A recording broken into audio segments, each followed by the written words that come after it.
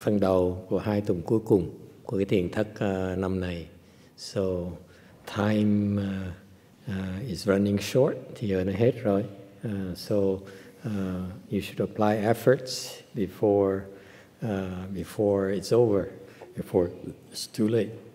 Cái việc phải tinh tấn mà tu hành trước khi nó chấm dứt. Alright. Tonight I came to I made a decision recently. Tối nay thầy mới làm quyết định. You know, the last 5 weeks we've been discussing Venerable YongHua's Shastra on enlightenment. 5 tuần vừa qua đó, chúng ta bàn về cái bài luận án của ngài Huệ Hải về cái giác ngộ. Okay. Certain enlightenment as a matter of fact, nói về cái đốn ngộ. And I think we got quite far with that. Mình bàn rất là nhiều về cái luận án đó. And it's really get to the area where it's quite complex concepts. Tới cái phần bây giờ, phần này nó có những cái quan niệm, những cái tri kiến mà nó rất là cao. This kind of knowledge here is really, if I try to explain it to you, it won't make sense to you at all. Mà nếu thầy cố gắng mà giảng nghĩa cho cái vị nghe đó, cái vị không hiểu được đâu, because it's nonsense to you. Không có ý nghĩa gì hết đó. Okay. This is what one of the weaknesses of Master YongHua is also one of his strengths. Đây là cái sở trường, cũng là cái khuyết điểm của ngài Huệ Hải. Okay. His strength is that his teacher, Master Mã Dục, cái sở trường ở chỗ là ngài Mã Tổ, ngài công nhận là cái ông này cũng hiểu. He verified for us, for our sake, Master YongHua's Shastra is correct. Ngài xác nhận là cái luận án của ngài Huệ Hải nó chính xác. Okay, so it is true. It's a proper dharma, đó là chánh pháp. So that's a strength. Đó là cái so this venerable Chan monk back then in the 8th and 9th century understands about the nature of mind in the process of enlightenment. Thành ngài từ thế kỷ thứ 8 thứ 9 đó, đời xưa đó, bên Tàu người ta đã hiểu được cái bản tính của cái tâm mình khi mà quý vị giác ngộ. Alright. And therein lies the weakness as well, his weakness as well. Đó cũng là cái sở khuyết của ông đó. Because he's citing a lot of books and a lot of things that actually are from the scriptures. Ngài trích ra những cái quan niệm từ cái kinh điển ra. And they're all correct. It's a very hard thing to do. Cái chuyện nào mà rất là khó làm, thưa quý vị. It's very, very difficult. The scholars, when they combined sutras together, they select one sutra, a section of a sutra, and various sections of sutra, and try to synthesize them. Okay, they get lost. They cannot make the connection between the various. They cannot synthesize them properly. Nói về cái nói chung đó, những cái người mà học giả đó, khi mà người ta trích cái bản kinh này qua bản kinh khác mà họ phối hợp lại đó, thường họ hiểu trật, là tại vì họ không hiểu. It goes to prove these scholars don't quite understand the sutras at a deep level. Cái lý do mà họ phối hợp không được là tại vì họ không hiểu được cái chiều sâu của những cái kinh. Invariably, I maybe there's one professor I admire. I cannot mention his name. He's not even that well known anywhere at all. As a matter of fact, có một cái giáo sư mà thầy biết là ông này giỏi, mà thiệt ra không có nổi tiếng lắm đâu. Thầy muốn nói tên ông á. The other scholars I know, I've noticed, they don't quite understand the sutras at a deep level at all. Thầy biết là những cái người Tây Ý, những người học giả khác, whether it's from Berkeley, from U Wisconsin, Buddhology and so forth, I fail to see their understanding. Thầy không thấy cái sự hiểu biết của họ. It's unfortunate. Okay. And truth be told, there's one professor I feel his depth is very, very more advanced than most monks, even including myself. Thực ra cái ông giáo sư này, I don't think he's a normal, ordinary professor. That's why I don't want to mention his name. Biết một cái giáo sư, cái sự hiểu biết là sâu xa dễ sợ, mà thầy nghĩ là không phải người tầm thường, thầy không muốn nói tên người ta. Okay. I respect the privacy. Muốn tôn trọng cái sự thế giới riêng biệt của họ. However, so what happened is these people, when they synthesize these sutras, they seem to get lost. They fail to make they fail to synchronize, fail to make the connection between the various sutras. Not true with Master YongHua. Những người khác, những người học giả, người ta thường không hiểu chiều sâu. Thành khi ta giảng những kinh đó, phối hợp những kinh, ta phối hợp còn trật, họ không giảng được đúng. Nhưng Ngài Huệ Hải không có đó. So you see, Master YongHua, the rest of his way, Master YongHua's Shastra is actually very, very good. Cái phần còn lại Ngài Huệ Hải rất là hay. However, it's way beyond your level, cái trình độ cao quá. So for me to continue to discuss it, you probably are not interested. Thì tiếp tục giải cái vị không có muốn nghe đâu, because it's like Greek to you.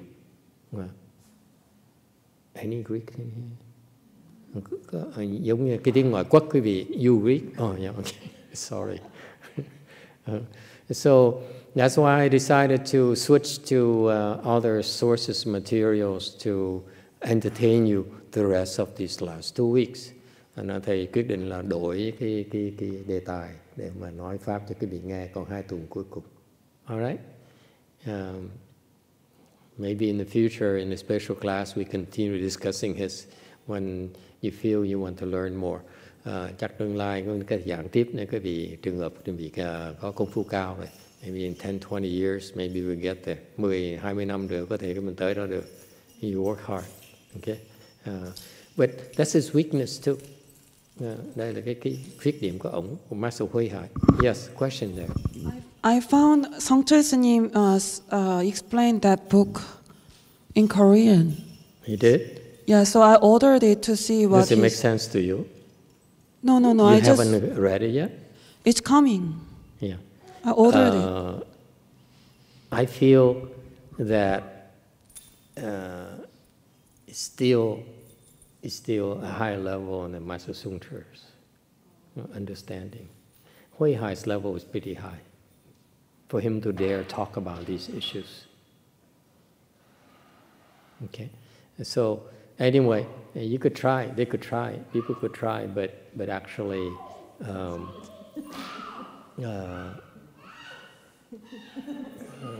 the depth is not adequate yet. Okay, I can see why the Master Sutra would want to explain, because he's a scholar himself. Okay, but Master YongHua's level is pretty high, so therefore he won't be able to really understand what Master YongHua means.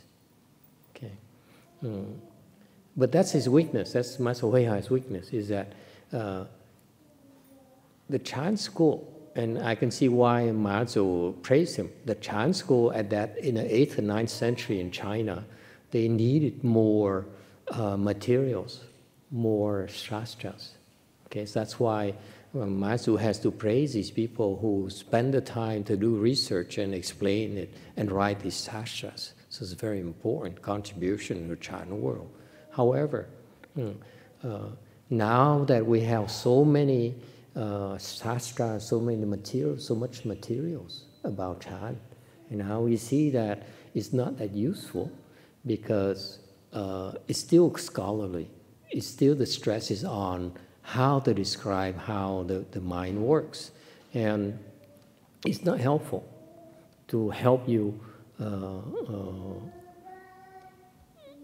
develop your samadhi power. The more you know, the more you get lost. Thì thầy cái quan niệm thầy nghĩ là cái khuyết điểm của ông Huệ Hải á, là ông chú trọng về cái chú thích quá đây, qua cái sách vở quá. Cái quan trọng của thiền tông mình á, là mặc dầu đời xưa ngài Mã Tổ, ngài phải công nhận là ở thời mà từ xưa mà thiền tông nó còn trong cái thơ sơ khởi đó, chúng ta cần những sách vở, những cái luận án để giúp học trò hiểu về cái thiền tông hơn. Bây giờ mình có nhiều quá rồi, thì mình thấy là những cái bài này như vậy nó chú trọng về cái lý thuyết nhiều hơn là cái cách dùng công. Mà cái lý thuyết thiệt ra nó không giúp cái vị đắc giác ngộ được, chỉ giúp những người mà trình độ cao ta hiểu thôi, chứ còn như mình trình độ mà thấp mình không thể nào, mấy cái đó chả có ý nghĩa. So my personal feeling is that he's spends too much time talking about scholarly thing to show people that he understands, but that understanding is still theory, a much more difficult level.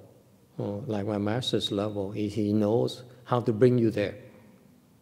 So he knows it's the training process that enables you to develop that wisdom yourself. And I don't know if that makes sense to you or not. Thầy nói là cái khuyết điểm ông này là cái ông là ông nói về lý thuyết, chứ còn Ngài Tiến Hóa, trình độ Ngài Tiến Hóa là cao hơn nhiều. Ngài là chỉ cái cách để mà đạt tới cái sự hiểu biết đó. Còn cái này lý thuyết, cái hiểu biết là của ông Ngài Huệ Hải, không phải của mình. So you see the difference? This Shastra that Master Huệ wrote is about his knowledge, not ours. Quý vị thấy sự khác biệt không? Cái bài luận án của Huệ Hải là cái sự hiểu biết của Ngài Huệ Hải, đâu phải của mình đâu. Còn Ngài Tiến Hóa, Ngài dạy mình cách mà phát triển cái hiểu biết đó. Whereas my teacher's approach is to show you how to have that kind of wisdom, how to get to that level. Ngài Tiến Hóa thì khác, Ngài dạy chúng ta cái phương pháp để mà đạt cái trí huệ đó. Okay? So personally, I feel Master YongHua's level is much higher. Tôi thấy bởi cái phương pháp Ngài Tiến Hóa, trình độ Ngài Tiến Hóa cao hơn ông Huệ Hải nhiều. Alright? Yes? Alright, any questions or comments? But if you insist, I can continue. If you fall asleep, it's not my fault. Nên quý vị muốn tiếp tục, thầy sẽ tiếp tục. Because I prepared already. Thầy sửa soạn xong hết rồi. Yeah? Alright? Questions, comments? Tonight, you think about it. We can always switch. We are easy going. Mình dễ lắm. Cái chùa của mình muốn làm gì mình làm đấy. Now, tonight I would like to bring to you to bring up a very famous Chan anecdote, Chan story. Thầy muốn chia sẻ cùng quý vị một cái chuyện câu đối thoại về thiền nó rất là nổi tiếng, extremely famous. Okay, I first read it in the 6-page sutra, in the Vajra Sutra 20 years ago. 20 năm trước, thầy đọc cái câu chuyện này from an English translation of Master YongHua's disciples, Master YongHua's explanation. Đọc cái câu chuyện này do cái phiên dịch của ban Vạn Mật Thành đó, của cái kinh Kim Cang Ngài Tiến Hóa. I loved it. Thầy thích dễ sợ lắm. It's English. And it turns out that after I practiced meditation, I realized there's some holes in there I couldn't quite understand. Sau này thầy mới để ý lại là cái câu chuyện nó có nhiều cái lủng củng mà mình không hiểu được. Tại sao nó có những cái chỗ nó thiếu sót. And recently I saw the Chinese version and I realized, oh wow, it's because the translation of my English back then was not that good. My understanding is not that good. Now I look at the Chinese original text, I say, wow, this is why the story is so much more interesting than the English translation. Nên sau này thầy đọc rồi thầy mới thấy là cái bản văn tiếng Tàu đó nó hay hơn nhiều, nó đầy đủ hơn nhiều. Okay, so I'd like to share with you tonight. Thầy muốn chia sẻ cùng quý vị tối hôm nay. Alright? So you want to listen to it or you want to go to Master YongHua's version? Listen? Okay. You're so lazy. You say, as long as Master is the work for it, you might as well listen. Nói quý vị lười chứ sợ đợi thầy làm hết tất cả rồi ngồi nghe thôi. Okay, you listen, but you have to understand that you have to meditate on this. Okay, nghe để nói cái gì để hiểu, để mà thiền như vậy hiểu để mà chỉ hiểu thôi. Okay, the funny thing I tell you these things is that these stories is that do not use what you hear tonight and try to embarrass the other monks and nuns. Tại vì thầy khuyên quý vị, yêu cầu quý vị là nghe chuyện này nghe cho vui vậy thôi, chứ đừng có gặp mấy ông thầy khác hẳn hỏi kể về cái chuyện này về mà đem ra nêu ra là ông thầy không hiểu. Okay, it's just my very shallow interpretation of the Chinese version. Đây là cái mà thầy biết rất là nông cạn thôi. Okay, it's about điển xin. The Chinese word is điển xin. Cái tiếng Tàu gọi là điểm tâm. Điểm tâm là đồ ăn sáng, right? Okay, but the real meaning behind that is which mind. Which mind is this Buddha mind. Which mind is it? Nói thực ra cái điểm tâm này nghĩa là nói về cái tâm của Phật mình. Buddha mind we're talking about. Okay. All right. So.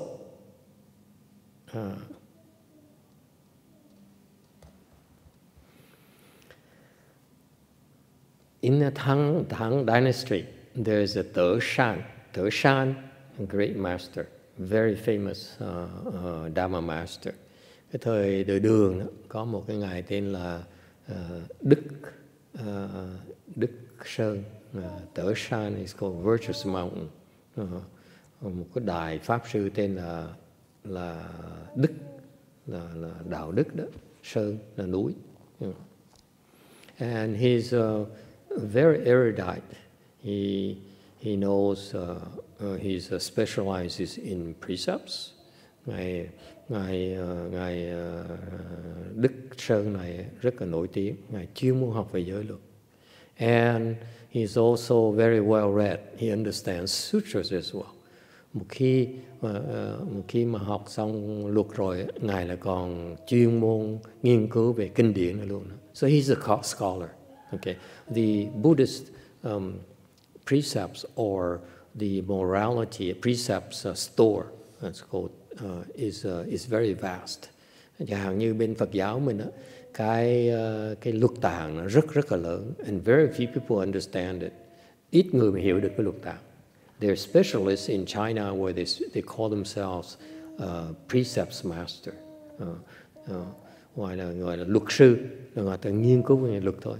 This guy here is called great master because he understands both the precepts as well as sutra store. Ông này nó nổi tiếng gọi là đại sư là tại vì ông hiểu vừa cái luật tạng vừa luôn là kinh tạng. He's a very famous, very very extraordinary monk. Sư này cũng giỏi dễ sợ lắm. So far so good. Okay. And by our tradition, okay, you contribute. If you have understanding of the Dharma, you must put in your contribution. Thì theo cái truyền thống đó, cái vị hiểu rồi đó, cái vị phải đóng góp vào, cống hiến vào cái sự cái kinh điển, cái Phật pháp. So he wrote an explanation of the Vajra Sutra. Thì ông mới soạn một cái chú thích của kinh Kim Cang. All right, he's very famous. He's very proud of his contribution. Ông nói ông rất là hãnh diện về cái sự cống hiến của ông. Right? Slide number 3. At the same time, the Chan school became very popular, very strong in the southern part of China. Thì hồi đó thì cái thiền tông đó bắt đầu rất là thịnh hành, rất là nổi tiếng về phía nam của nước Tàu. Okay. So this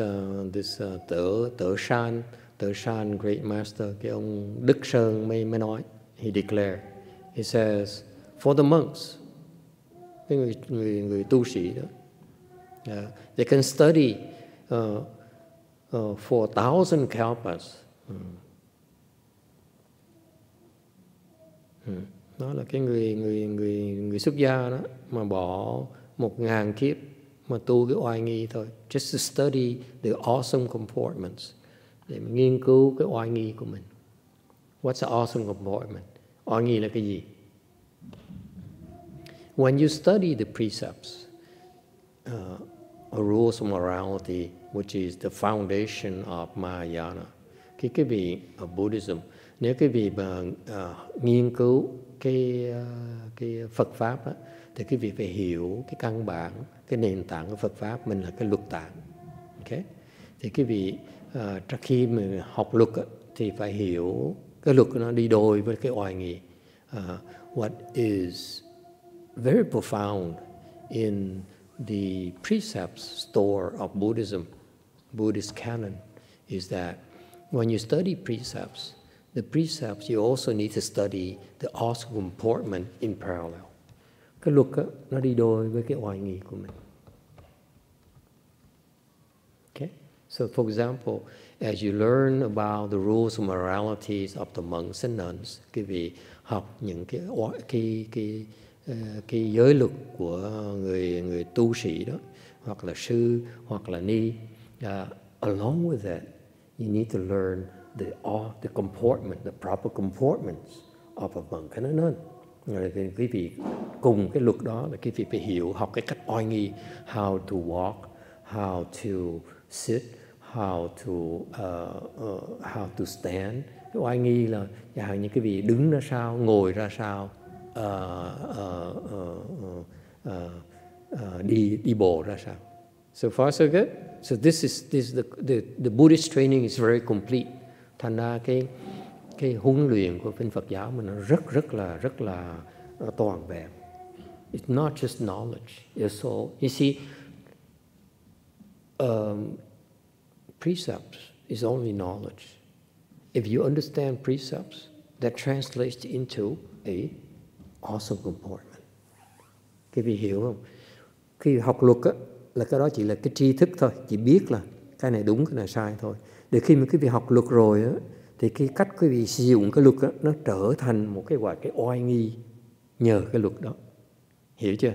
This is a secret in Buddhist training. Nó là cái bí mật của cái Phật giáo, huấn luyện Phật giáo mình. Can you understand that? If you spend time researching the precepts, the rules of what a monk is supposed to do and not do, what a nun is supposed to do and not do, that's called precepts. It's in our precept store. You understand that.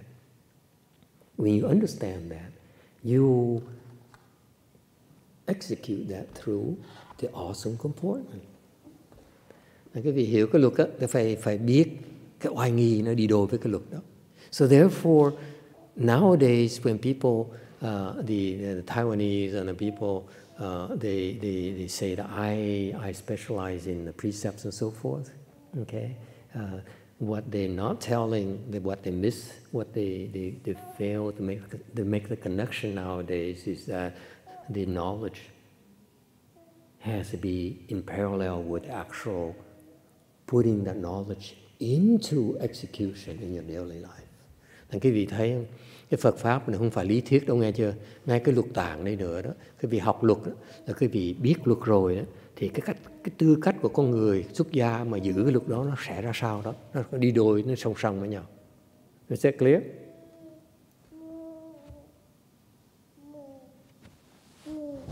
All right. So that's why this monkey says he understands the precepts. Cái ông này ông hiểu được, ông Đức Sang này ông hiểu được cái luật tạng. That's why he says you can spend 1,000 kalpas. Kalpa is about 60 million years at least. So you can spend a lot of years studying the awesome comportments. Ông nói là cái việc mà bỏ 1000 kiếp đi nữa mà nghiên cứu cái oai nghi đi nữa đó. Okay. And then you spend another 10,000 kalpas studying the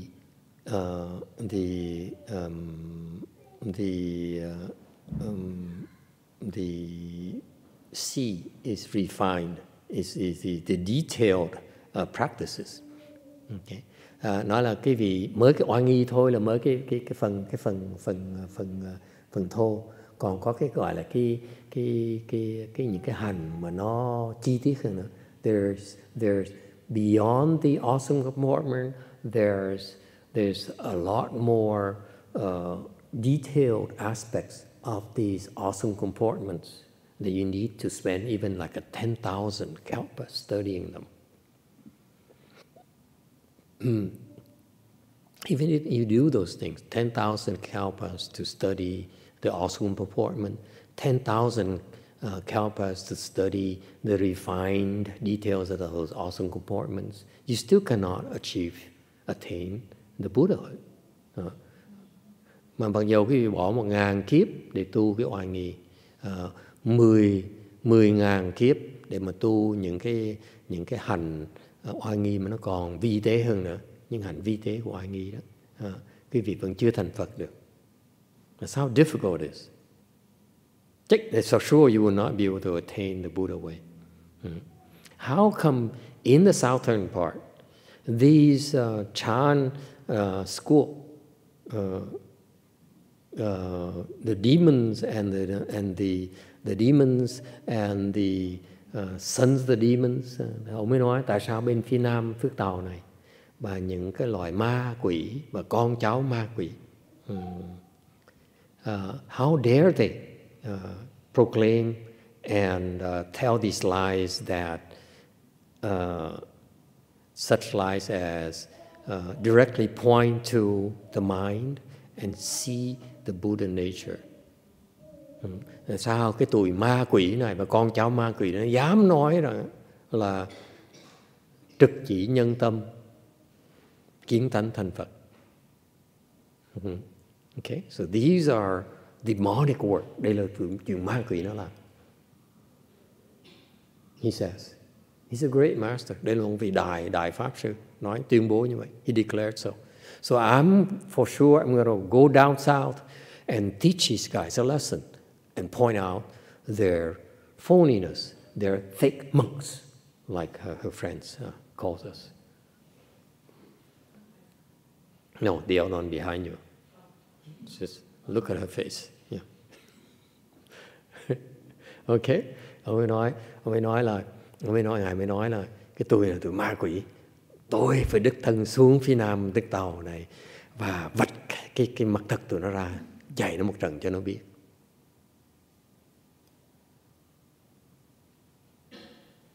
So he packed baggage to travel south. Thì mới sửa soạn hành lý mình đi xuống phía nam nước Tàu. See the context is the Chinese details so beautiful. Quý vị thấy cái chi tiết ở cái tiếng Tàu đó, câu chuyện tiếng Tàu nó ly kỳ lắm. Còn khi mà dịch ra tiếng Anh nó mất hết, they lost so much in my master's explanation, translation. Rất tiếc Ngài Chân Hóa, Ngài lúc mà dịch cái tiếng Anh ra những cái chi tiết nó mất hết, uổng vậy sao? It's such a shame to me. These wonderful details, những cái chi tiết rất là tuyệt vời. I find it so fascinating. So what did he do for luggage? He packed his own explanation of Vajra Sutra. Đem đi hành lý, đem đi còn cái gì? Một cái cuốn chú thích của cái kinh Kim Cang của mình thôi. He said, this is a proper dharma. Đây là Phật pháp. So far so good. And he proudly went south to China to teach his demons a lesson Ông ngang nhiên mà đi xuống phía nam chiếc tàu để mà dạy cái tụi ma quỷ một trận. Okay? It's very Chinese. What happened to the Chinese girl? What happened to Xin Xin? What happened to Chinese people?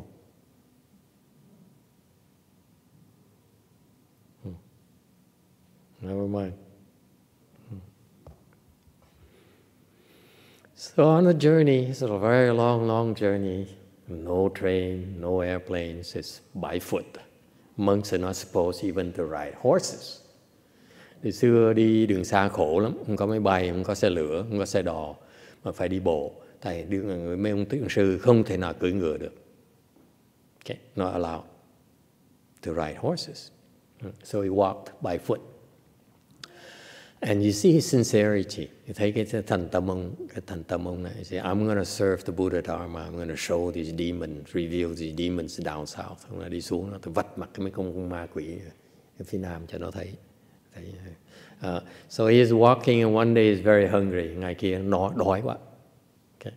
And he saw an old woman selling fried pancakes. Thấy một cái bà kia đang bán, bà già đó, bán mấy cái gì đó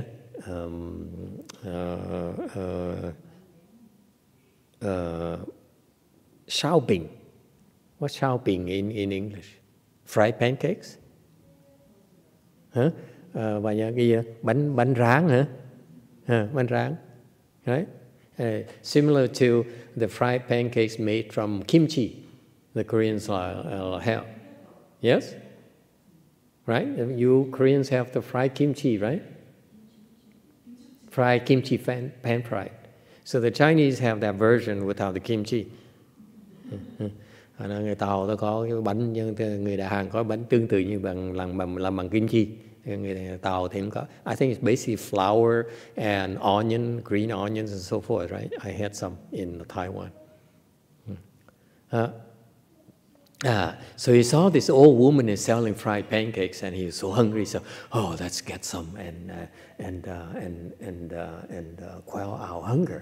Ông nói là cái bà già bán mấy cái bánh chiên này, mình ăn một bánh để cho nó đỡ đói. Okay. And the old woman was frying, and she saw this monk coming, and she says, cái bà già đang chiên bánh mà quay lại nhìn ông sư đó, thấy ông sư đi tới, what luggage does he have? You can tell this guy's been traveling, clothes in tatters, very dusty. Biết người đi đường xa rồi, đó là đường xa là tại vì cái ông này áo quần rất rết mà còn mặc nó bặm bụi cho nó. Okay, probably smell a little bit, còn chắc hơi hôi một tí nữa. And then he look, look, he's carrying this thick Vajra Sutra explanation. Thế ông đem theo một cái cuốn sách mà kinh chú thích, mà kinh ông dạy cộm mà.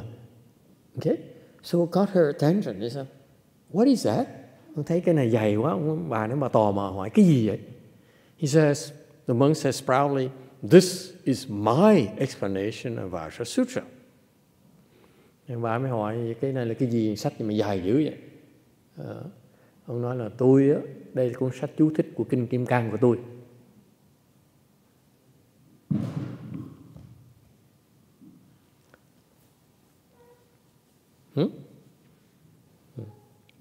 So the woman innocently asked, cái bà già mới hỏi một cách ngây ngô, hỏi, so you understand the Vajra Sutra? Yeah. Hỏi vậy ngài hiểu kinh Kim Cang hả? Of course, I wrote the explanation. I wrote this explanation.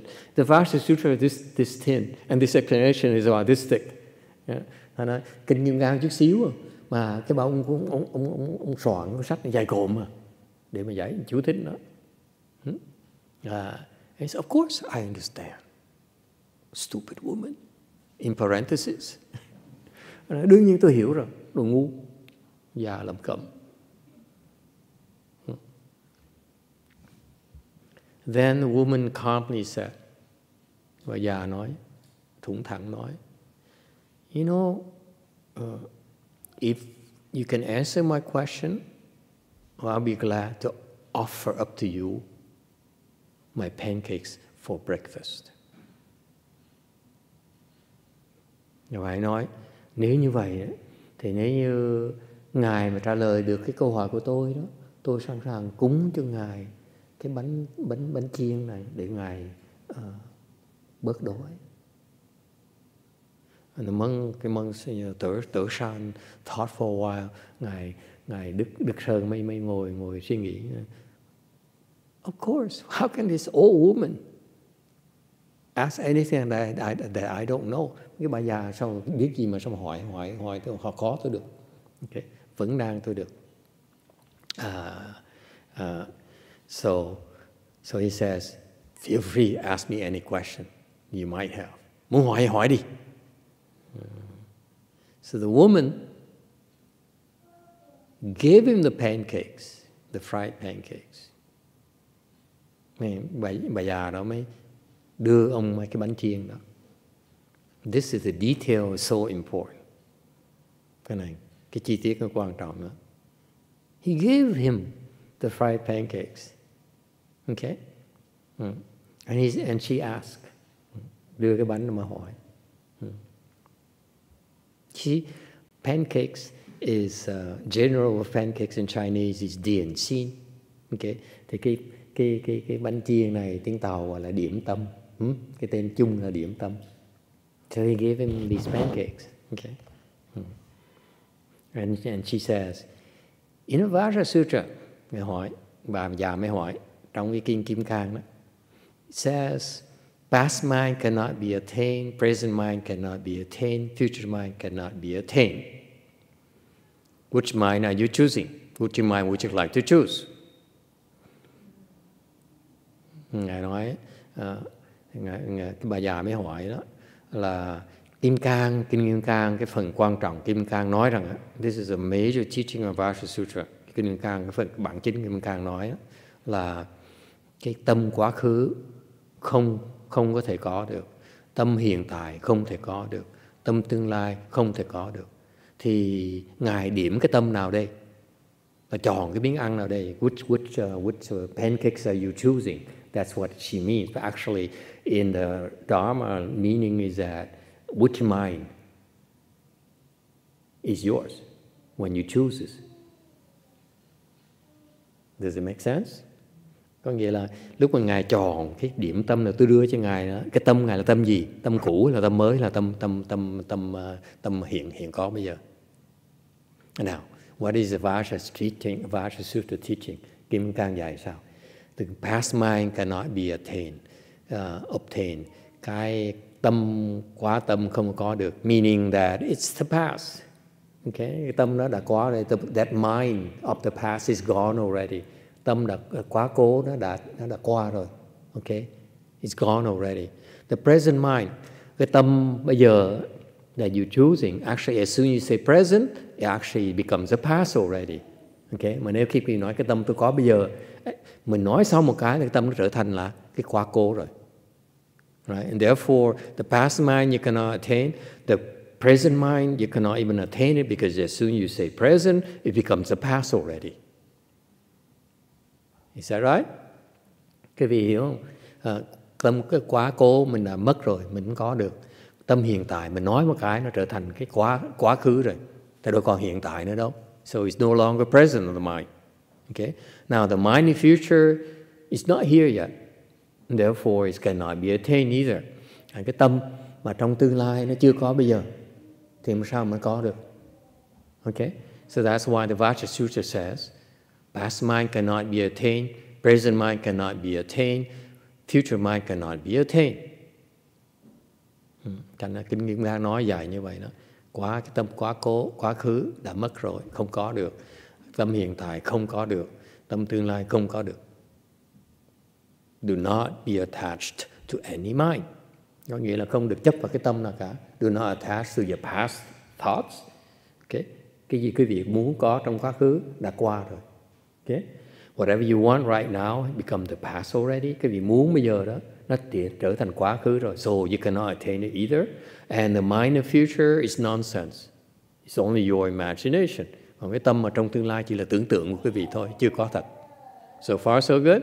So do not be attached to the minds, the things of the past, or the present, or the future. Thành quý vị không được chấp vào cái tâm mà nghĩ tới quá khứ, nghĩ tâm hiện tại và cái tâm trong tương lai. So far so good. So this woman here offers these fried pancakes to this great monk here, great Dharma master. Cái bà già này ác lắm. Okay, and this woman here is a very nasty woman.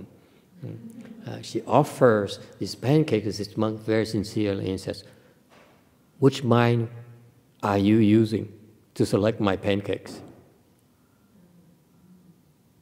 Hỏi, cái tâm thầy muốn điểm này, cái đồ này là tâm gì? Tâm quá khứ, hiện tại, tâm tương lai. See? Is that if you're choosing this, I'm offering you right now. Is it the past mind, present mind, or the future mind?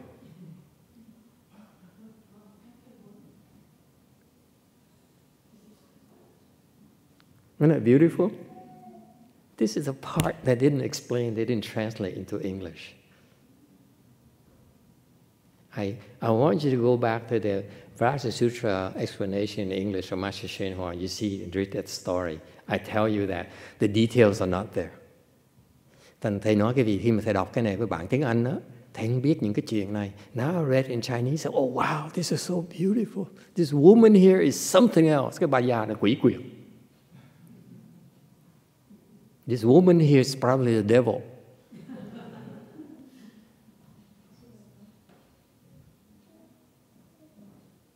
So he said, "You're going to pick my pancakes. Which mind are you using to pick this?" That's the meaning of her question. Thành cái tiếng Tàu nói, ý nghĩa bà nói như vậy thì bà nói đó là cái tâm mà Ngài sắp chọn cái bánh của tôi cũng đưa cho Ngài đây là cái tâm nào? Tâm quá khứ, tâm hiện tại hay tâm tương lai? Isn't it beautiful? And the great master Toshan,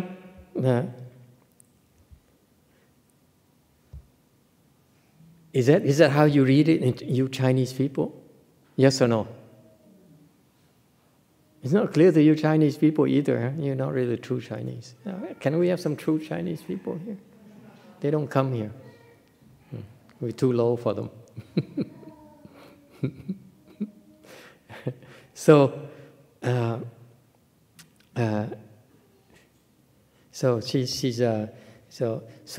this Toshan, great master, if he says any mind, he says the Vajra Sutra, I just explained, says there's no such mind.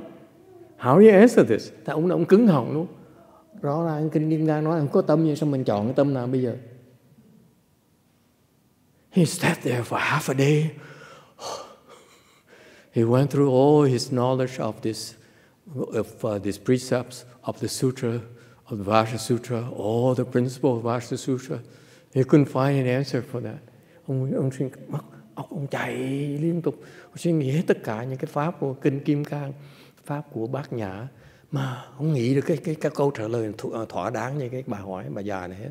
So what did he do? He picked up his explanation of Vajra Sutra, put it over his shoulder in his back, and walked back home. Okay,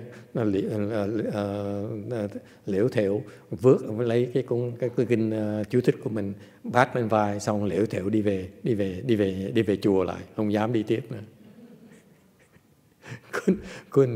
Could not out debate an old stupid woman. Cãi lý thua cái bà già lủng cẩm.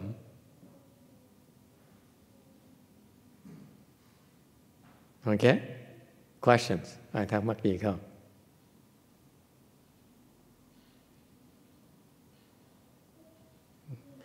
This is why I strongly urge you to learn Chinese, because the Chinese have such accurate. The translation to English really left a lot to be desired. It left out a lot of details. A lot was lost in the translation. Thành vậy thì mới khuyên cái vị đó. Học Phật Pháp, học tiếng Tàu. You really want to learn the Mahayana Dharma, you have to read Chinese characters. I think that's what Deo Sunim spent a lot of years reading the Chinese characters. Yes, as part of your training. That's very, very good. That's a good thing. Thành ra bên sư cô này qua cái chương trình huấn luyện của cô đó, cô về cái phía kinh điển, người ta dạy cô phải đọc tiếng Tàu. Cái đó họ thông minh, cái đó đúng, that's a proper approach. Okay. I was lucky when I first learned English, and then I decided to learn Chinese because I was told to go learn Chinese. Thầy cũng may mắn lắm, lúc vào học tiếng Hóa đó, thì học cái Pháp với tiếng Anh, xong rồi được dạy là phải đi học tiếng Tàu. Thì tưởng là học tiếng Tàu là học luật. I thought I was supposed to learn Chinese in order to learn the precepts. Actually, to learn both precepts and sutras, like Master Tở San here. Sau thầy mới hiểu, nó may mắn được dạy học tiếng Tàu để hiểu luật tạng, mới hiểu luôn kinh tạng luôn này, chứ không phải để học luật không đâu. Alright? And after that, there's a happy ending to the story. Cái chuyện nó có cái that my master didn't tell you.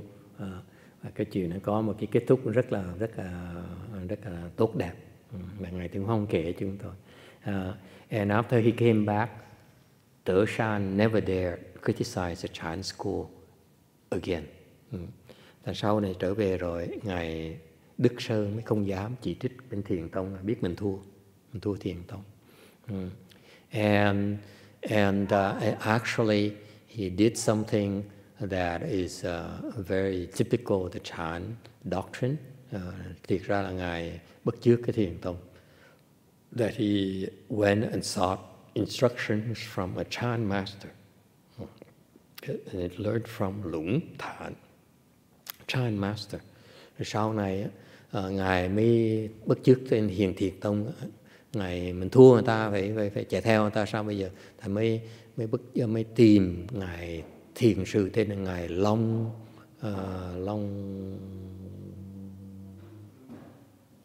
Đàn, Long Đàn thiền sư. And he practiced a Chan under this Chan master, Lũng Thản master. Ngài tu thiền theo ngài Long Đàn thiền sư. And he practiced vigorously, very driven man, tu hành rất là tinh tấn, and courageously and bravely, tu hành rất là dũng cảm. There are two things here that even though as a monk and famous monk like this Tở San, great master, quý vị để ý đó, ngài đại sư này có cái đặc sắc ở đó, là tu mà rất là tinh tấn, rất là dũng cảm. The details here, Chinese detail, do not overlook the small details here. Đừng quên cái chi tiết nhỏ nhỏ này. For him to be able to attain enlightenment, muốn tinh tấn, muốn đắc đạo đó, đắc giác ngộ đó, phải tu tinh tấn và dũng cảm. You need to practice diligently and bravely. Muốn đắc giác ngộ phải tu một cách rất là tinh tấn, một cách là dũng cảm. What does it mean diligently? Tinh tấn nghĩa là sao? Someone please tell me. Tinh tấn nghĩa là sao? Theo sư niệm. What's vigorous? What's diligence? We are very fortunate. Teo Sunim has been a nun for 25 years. Yes. So what's diligence? What's vigor? Tinh tấn là sao? Anyone? Tinh tấn là gì? Ông thầy già, the old monk.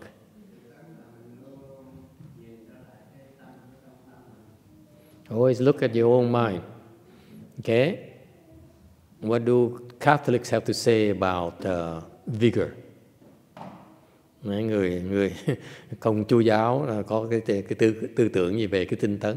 You do that? You practice the God's Dharma vigorously or not? Do you practice Christianity with vigor or not?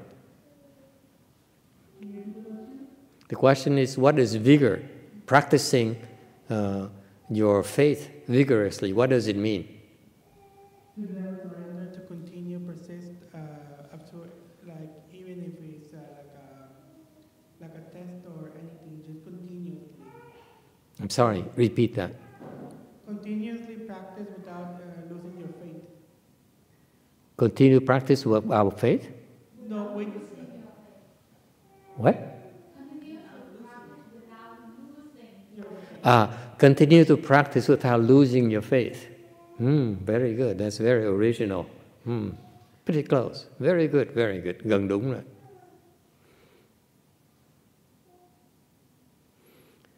Vigorously, you can summarize in one sentence. Tinh tấn nói tóm tắt một câu thôi. Do not stop to rest. Đừng có nghỉ.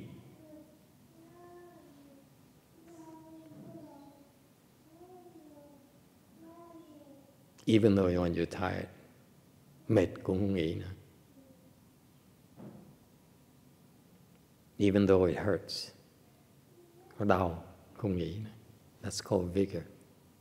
Gọi là tinh tấn. Tim nó nhói nên vẫn ngồi tu như thường, không có nghỉ.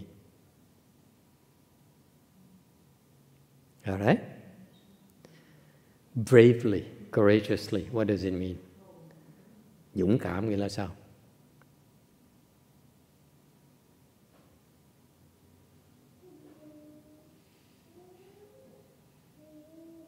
Yes, sir. Would be like I think would be like not being afraid, just to continue. Not being afraid, continue. What are you afraid of, sir? Of God's punishment? No, you'll be more afraid Of failing God?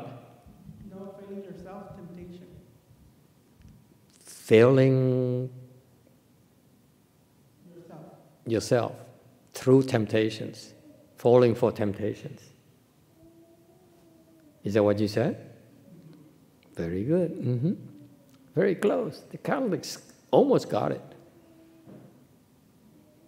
Excellent. Bravely here refers to the fact that you need to face your fears head on. That's what bravery is about. Do not think that brave people have no fears. Is it clear? You agree? Cái vị hiểu can đảm nghĩa là sao? Dũng cảm nghĩa là sao? Là mình dám đương đầu với cái sợ của mình. Đừng có nghĩ rằng cái người dũng cảm không có sợ đâu. I assure you, the brave people are very fearful. That's why they're so brave. Nói cái vị nghe cái bí mật cái người dũng cảm là ta sợ dễ sợ, vì vậy họ mới dũng cảm được. There's no such thing as brave people who have no fears. What are the kinds of brave people, Sean, have no fears? What are they called? Dead people. Agree? You brave, you have no fear, you do stupid things. Quý vị hiểu không? Cái người dũng cảm mà không biết sợ là người đó sẽ gọi là người chết rồi, đã chết rồi. Cái dũng cảm là sợ mới biết, mới có cái sự khéo léo, thông minh để mà đối phó với cái sợ của mình. Chứ còn nếu mà không sợ là đút cái đầu và đưa dao nó chém, đứt cái cổ ngay lập tức. Đừng có dại. Is it clear? Cái người dũng cảm mà không biết sợ, người đó là người đã chết rồi, sẽ bị chém cổ. No? Disagree? So, it's very interesting. He says, this great monk here, he's a great, great monk. And yet when he switched over to meditation practices, he practiced vigorously. Mặc dù ông này một đại pháp sư, mà khi mà chuyển cái pháp môn nó qua học thiền, tu rất là tinh tấn. Meaning that, he pretty embarrassing that he couldn't keep up with the younger Chan practitioners. Thì rõ ràng cái ông sư già này làm sao mà cạnh tranh nổi với cái người thiền sư mà thiền sinh trẻ hơn mình. Okay? So, but he practiced vigorously, để tu rất là tinh tấn. Even though he's behind, even though he struggles a lot with his practices, he never gave up. Thì mặc dầu vào học cái pháp trễ, mặc dầu mình lớn tuổi, nhưng đều tu rất là tinh tấn. Mặc dầu những đứa trẻ nó hơn mình vẫn không bỏ cuộc như thường. He never gave up. That's the key. Cái đó rất là quan trọng. So far so good. And then he's brave, meaning that He has, when you practice chant meditation, you're faced with a lot of things that are very scary. Cái vị tu cái thiền nó có những cái thấy gặp những cái chuyện rất là dễ sợ. Okay, and so it takes bravery to be able to continue. Nên cần cái sự dũng cảm mới có thể tiếp tục được. Okay, and so he applied himself until he became enlightened. Nhờ cái tinh tấn, nhờ dũng cảm mà trở thành giác ngộ. Questions, comments. Ai có thắc mắc gì không?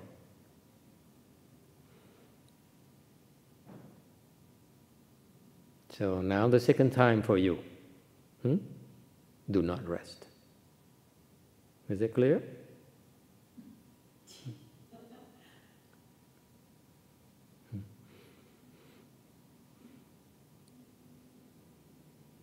All right. And the comments here, the Chinese are the moral to the story. Người Tàu nó có cái phần kết luận. He says, the past and present future minds cannot be attained. Okay, that's what the Vajra Sutra teaches. That the prajna teaching is about. Thì pháp Bát Nhã kinh Kim Cang dạy rằng tâm quá khứ, tâm hiện tại, tâm tương lai không thể nào đắc được. Okay. And so this moral for some kind of monk here, he says, securely grasp, understand this thought, and the mind king, understand this mind in charge here, and the wisdom, the pure wisdom can then manifest. Thành quý vị phải nắm chắc cái tư tưởng này, hiểu được cái tâm mà đang làm chủ, thì cái sự giác ngộ nó sẽ hiện ra. It's nonsense. Don't follow the Chinese suggestions. They don't know what they're talking about. Okay. Cái này là nói cho vui vậy thôi, nói là Tàu nó lý thuyết. This is theory. They don't know what they're talking about. Không hiểu. Cái này nó lý thuyết thôi. Okay. This is a scholar talking. Này là ông học giả, the scholarly monk made this comment. I bet you he's not a Chan monk. Đây là cái lời giảng, cái lời khuyên, cái lời kết luận của một cái ông sư mà học giả, chứ không phải là cái người thiền sư. He's not a Chan monk at all. So nice try, but it's nonsense. Cái này là học giả nói, thành mình làm lơ được, không cần biết. Any questions or comments? You enjoy the story or not? It's so cool. The Chinese story is so beautiful. Cái bản văn tiếng Tàu nó hay dễ sợ đâu. Can you see why it's so difficult to translate that into English or Vietnamese or anything? Vì thấy giảng dịch cái câu chuyện tiếng Tàu nguyên văn này mà ra tiếng Anh, tiếng Việt, tiếng gì nó khó dịch vậy. So it's so difficult. It's because of the language subtleties, là cái văn ngữ nó khác, ngôn ngữ nó khác. Okay? No internet questions? No? The internet people are lost? Trên mạng không ai hỏi hết, không ai theo nói. They don't get this.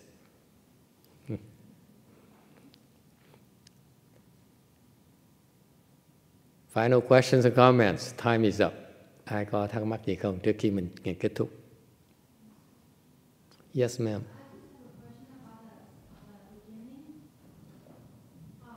On the second slide, it says, on his comment, it says, 指点人性，见性成佛. Was that the phrase came from Dharma Patriarch? I'm sorry, which slide are you talking about? The second slide. Second slide. 人心，见性成佛. That phrase, didn't it come from Dharma Patriarch? Yeah, and that's a Chan school doctrine. And it came from Dharma Yeah, it's from, no, it's not the first patriarch. It is always a Chan school, where was transmitted from India to China. And that became translated into Chinese as chữ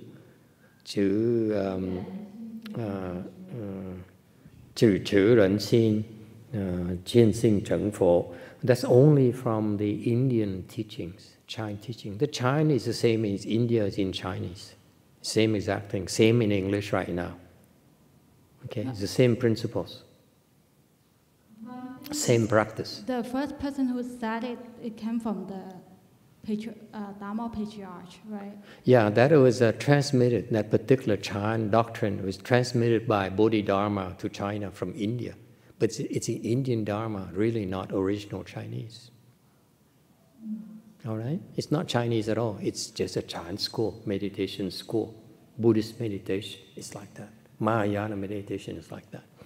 Câu hỏi là cái trực chỉ nhân tâm, cái đó phải Pháp người Tàu không? Tại nó không phải.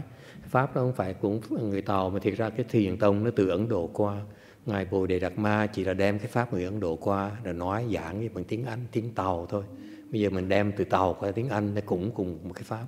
So now my Master YongHua brought it from China to the US.